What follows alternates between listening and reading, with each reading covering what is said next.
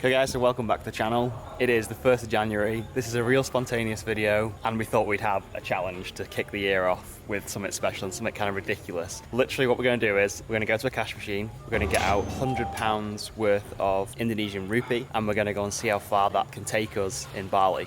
Bali is known for being one of the most spectacular and best value places to visit in Southeast Asia, and it's pretty easy to visit the island without worrying you'll break the bank. The only rule for our challenge was that we had to spend £100 in 24 hours. So we packed light, loaded up the scooter and headed north to Ubud to see how much fun we could have with £100.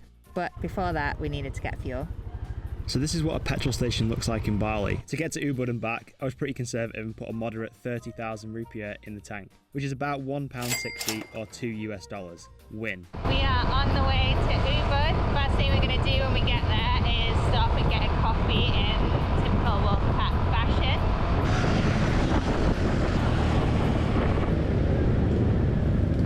I hate that road. It is so fast and scary on a scooter when there's like big buses around you and like trucks. It's about an hour's drive north to Ubud, so once we arrived we were both thirsty and needed to hydrate. So we hit up a local cafe. Amanda went for a coconut and I had to get my coffee fix. It looks like water, but it's actually flower water. Doesn't taste like water, does it? It's like a little bit sweeter. So nice and refreshed, filled up with coconut water and coffee. Now we're gonna go and hire a scooter for Amanda. Yeah. What's the price, the cheapest price? 150. I felt like this lady was plucking numbers from thin air, so I decided to try my luck with a bit of bartering. Can you do 100? Oh, okay. She didn't like it, so we moved on to look for a better deal. It's literally just started. Heavy downpour. So scrap that, we were going to get a scooter, we're going to go and jump inside and get some food because this might go on for some time. This hidden entrance was fenced with live bamboo and guarded by a very welcoming hostess. And after leaving our shoes at the door, we were surprised at what we found inside. Oh wow.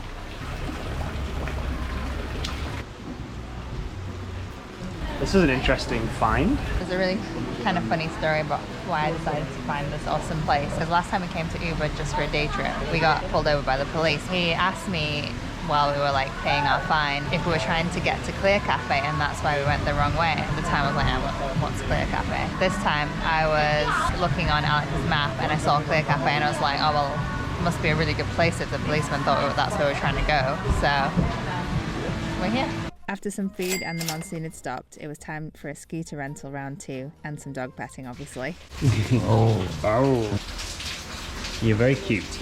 The ongoing rate for good condition 110cc Honda scooter is about 50,000 rupiah a day, or about £2.50. I went for the small and lightweight Honda Scoopy, a real workhorse I could pretty much take anywhere. We have a scooter, a Scoopy for Amanda, 2 scooters.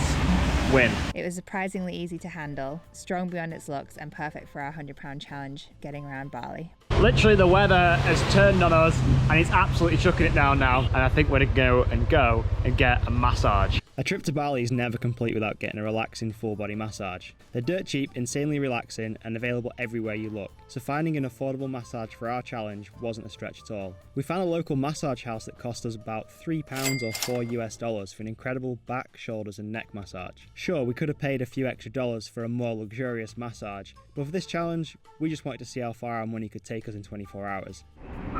That was amazing. That was half an hour. I'm just like, God, we should have got a full hour. Feeling relaxed, we found another local spot for a latte and a smoothie bowl before driving into the rain to our villa for the evening. Bali is known for its rice fields, vivid green mountains and fascinating temples. And whatever your taste or reason to visit, you'll always find the perfect place to stay, whatever your budget. Just checking into accommodation, booked something on Airbnb, well, literally next to nothing. We found this place on Airbnb, tucked away in the jungle. Perfect for our one night stay and a good balance of comfort and budget. Nice size. It's like an outdoor shower. Wow, that's pretty cool, isn't it? We took a dip in the infinity pool and then we were both hungry. So we grabbed the scooters and raced back to town for tea. So it's like 6:30 in the evening now. We've had a bit of a chill at the accommodation and now we're back in the centre of Ubud and we're going for some dinner. This is the dragon roll, this veggie maki, salmon maki. You can use chopsticks way better than I can.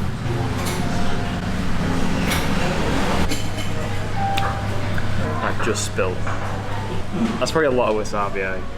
This is definitely just for YouTube. This is not for taste, this is for your entertainment. It's coming. The next morning we still had quite a bit of the money left, so we went all out and booked a floating breakfast, and it's exactly what you'd expect, a floating tray of breakfast in the pool. We have some pancakes and syrup, juice, melon, pineapple, papaya, watermelon juice, and a tea that's supposed to be coffee. But they're bringing coffee. This is so cool. It might sound a bit extra, but when it's really hot and humid in Bali, it doesn't seem half as bad if it means you can escape the heat. What the fuck? This does not read well. It's just perfect for escaping the heat and just feeling kind of special, actually. I really enjoyed it. Realistically, we've paid an extra £7, possibly each or between us, for the experience of having breakfast in the pool. And you know what, it's so worth it. When I saw the breakfast, I was like, is it worth the extra money? But actually, I just feel so extra, so. Fueled and ready to go, we went on search of something a trip to Bali wouldn't be complete without. A trip to a temple. This is the Saraswati Temple, an old Hindu temple in central Ubud, hidden behind Starbucks. No, really. It had some cool lotus ponds, some interesting stone carvings, and best of all, it was free to visit, meaning we could stretch our £100 even further and do more exciting stuff. Including quick stop at the Ubud market. It's right in the centre of downtown Ubud, and it's full of shops set up for the day. A great place to spend money on Balinese handcrafts and bananas, just like I did. Then it was time for something I'd never done before. A trip to the monkey forest that's home to over 700 grey, long-tailed monkeys. It ended up being a really fun experience, although not quite in the way we'd expected. He's like clinging to the guard, look. Best friends. Yeah, my boss. Your boss. Right. I have bananas in my bag, but I'm not even going to get them out. What are these? Hi, there's nothing there. Oh, Christ, okay. Christ. You like opened your hand to make sure there's nothing in the other hand. You're stuck there now, Alex. You can't move. Yeah. Don't, Alex.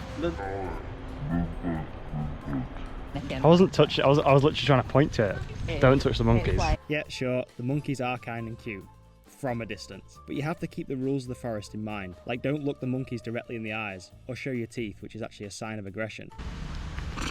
Living his best life. Oh, okay. These ones aren't so friendly. You've got to remember that monkeys aren't pets. They're still wild animals. And once they set their eyes on something, it's near impossible to stop them taking it. He's stolen the map. That's pretty funny. And once they've got your stuff, well, you may as well wave goodbye to it. They won't give it up willingly and will most probably become aggressive with hissing, teeth baring, and chasing when you challenge them for the things they've stolen from you. I see what you mean about not looking in the eyes. Like, I literally glanced one at the eyes and he showed his teeth at me. They bite. After surviving the monkey forest, it was time for some much needed food. Now, neither me or Alex are vegan, but we ended up at a cafe called The Seeds of Life. I highly recommend checking this place out if you're in Ubud for some of the best tasting food Bali has to offer. That food was incredible. After all this, we returned the scooter and set off back to Canggu. An hour's drive and a 10k top up of fuel, we made it back with the last of our £100 budget to spend on another refreshing coconut at the Shady Shack. So that's pretty much the challenge done and dusted. There's a couple of things I forgot to mention in the video that we spent that didn't include, which was an ice cream after the sushi meal that we went out for, and then the next morning we actually went for a coffee before we went out to the temple and the monkey forest and stuff. So I'll put those on the screen now and the actual final figures of what we actually spent in the challenge. We didn't actually spend the whole £100, but we got pretty close. You could pretty much live like a king or a queen out here and, you know, spend a lot on really fancy resorts, fancy yacht trips and stuff like that, but or you could spend it like we did and try and sort of get a long way with your money. Obviously it was a struggle for us to do it our way, spend it in 24 hours. Either way, you can live pretty good for £100 out here. Hope you enjoyed the challenge video. Give it a thumbs up if you liked it. If you want to see more, hit subscribe and make sure you hit the little bell so you get notified when a new video comes out. Catch you later.